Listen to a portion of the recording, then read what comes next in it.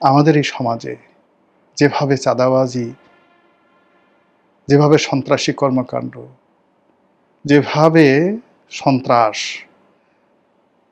মানে পাগলা ঘোড়ার মতো চলছে, প্রত্যেকটা মানুষকে তছনছ করে দিচ্ছে। এ এক অভিশাপ, এ এক প্রাকৃতিক অভিশাপ। যে অভিশাপে আমরা সবাই যাকে বলে পঙ্গপালের মতো মরতে যাচ্ছি। এ দৃশ্য দেখা যায় না। কার কাছে বিচার চাইব? কাকে বলবো এগুলো ঠেকানোর জন্য?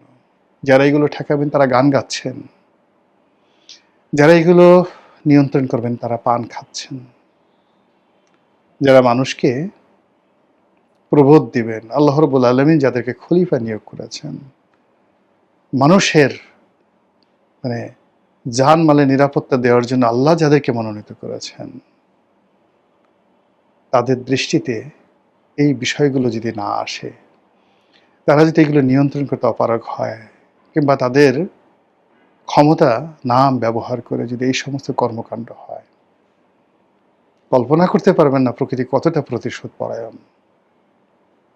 আল্লাহর কাছে আশ্রয় চাই, আল্লাহর কাছে পানা চাই যে বিপদে পড়েছি আমরা পুরো জাতি। মহান আল্লাহ যদি আমাদেরকে দয়া না করেন, আমরাও আদ জাতির মতো শেষ হয়ে যাব, আমরাও সামুদ জাতির মতো শেষ হয়ে যাব, আমরা আশ্রয়হীন হয়ে পড়ব। হে আল্লাহ, আপনি জাতিকে রক্ষা করুন, আপনার এই বান্দাদেরকে রক্ষা করুন, আমাদেরকে মাফ করে দিন, আমাদেরকে উত্তম নেতা দান করুন, পরহেজগার নেতা দান করুন, যোগ্যতম নেতা দান করুন। 18 কোটি মানুষের বিশ্বাস এবং ভালোবাসাকে যারা মূল্য দিতে পারবেন সে মানুষ দান করুন। আসসালামু আলাইকুম রহমতুল্লাহি ওয়া বারাকাতুহু।